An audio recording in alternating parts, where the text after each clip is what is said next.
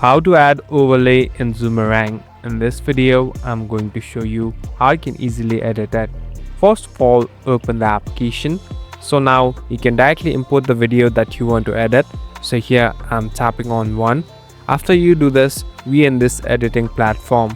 So basically this is the place where you can make different changes and edits in the video.